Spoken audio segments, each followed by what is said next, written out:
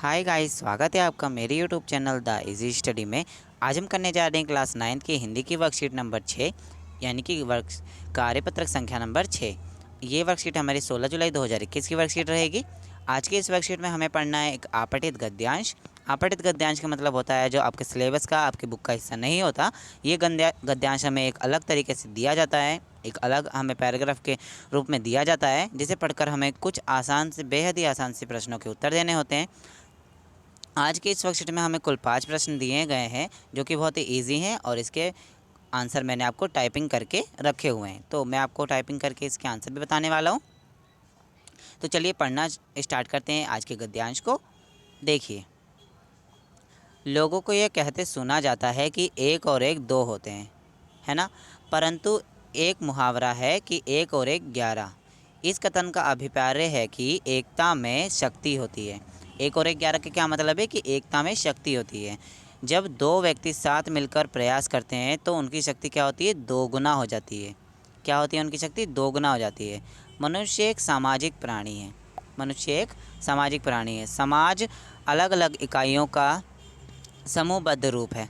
क्या है, समाज अलग अलग इकाइयों का समूहबद्ध एक ग्रुप है, ठीक है, जिसमें हर इकाई समाज को शक्तिशाली बनाती है। हर इकाई क्या करती है, समाज को शक्तिशाली बनाती है।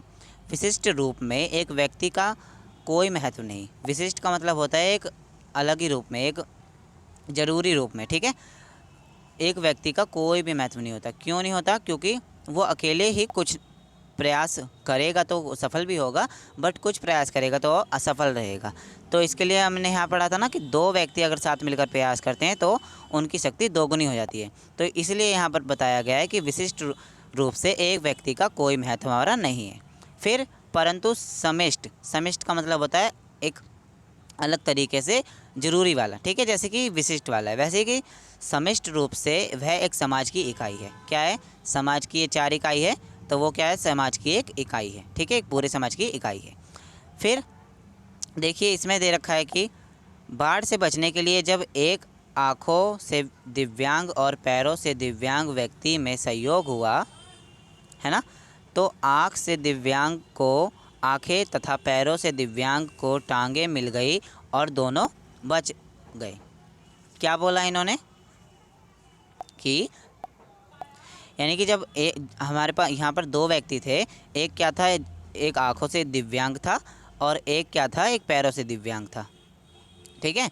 एक आँखों से दिव्यांग था, एक पैरों से। जब उन्होंने दोनों ने सहयोग किया तो जिसके पास तो आँखें थी उसने क्या किया कि बाढ़ आ रही है तो वो जगह जगह उनने देखा, और जो पैरों से दिव्यांग था, यानी कि एक तो आँखों से दिव्यांग दिव्यांग था वो देख नहीं पा रहा था, और जो पैरों से दिव्यांग था वो देख पा रहा था, तो उनने क्या किया, आँखों से जो दिव्यांग था, इन दोनों का जब सहयोग हुआ तो इनकी शक्ति दोगुनी हो गई और वो बाढ़ से बच गए, ठीक है। तो देखिए, एकता में बड़ी शक्ति है। ओके, एकता में क्या है, बड़ी शक्ति है। जब समाज एकता के सूत्र में बंधा नहीं रहता, उसका पतन अविभावी हो जाता है। तब भारत की परंपराता ऐसी फूट का परिणाम थी। क्या थी? भारत की परंपराता इसी फूट का परिणाम थी।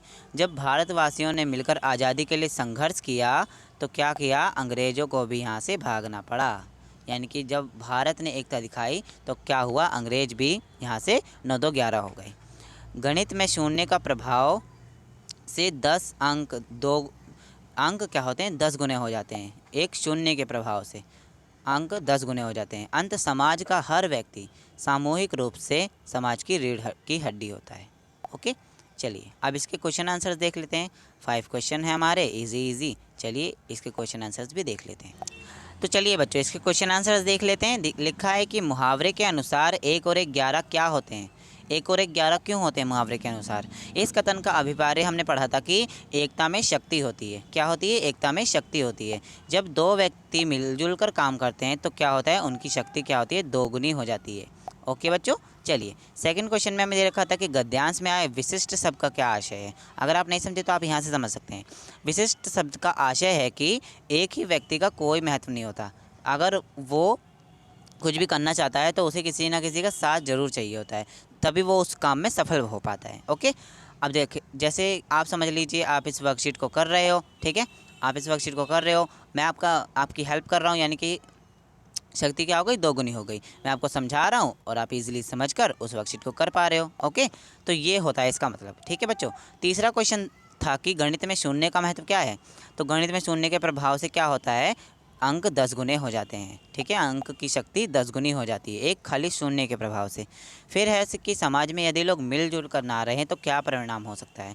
सोच कर लिखना है आपको। एक मैंने लिख दिया है कि अगर ऐसा होता तो क्या होता कि अगर कोई भी एक व्यक्ति अगर मुसीबत में होता तो क्या होता, कोई भी व्यक्ति उसकी मदद करने नहीं आता, क्योंकि क्या है, उनमें एकता है ही नहीं। वो तो सोचते हैं कि इसकी मदद मैं क्यों करूं, इसकी मदद मैं क्यों करूं। तो ऐसा मतलब एकता समाज में हमारी होनी चाहिए। आज की वर्कशीट में हमने ये सीखा। लास्ट क्वेश्चन ले रखा है कि 1 और 1 11 का आपको एक वाक्य बनाना है। आप अपने हिसाब से भी बना सकते हैं, मैं आपको बता देता हूँ। राजू और रामू पुनः मित्रता करके 1 और 1 11 हो गए। ठीक है, एक राजू एक था रामू, दोनों क्या नाम है, पुनः मित्रता हो गई उनकी और उनकी शक्ति 2 गुनी हो गई, यानी कि वो 1 और 1 11 हो गई। सो आई मेक श्योर कि आपको ये पूरी वर्कशीट समझ में आ गई होगी। एंड अगर आपने चैनल सब्सक्राइब नहीं किया तो चैनल सब्सक्राइब कर लीजिएगा। आज के लिए इतना ही, मिलते हैं अगली वर्कशीट में। मुझे दीजिए इजाज़त, मैं मिलता हूँ आपसे एक अगली वर्कशीट में। तब तक के लिए bye bye, take care, may God bless you.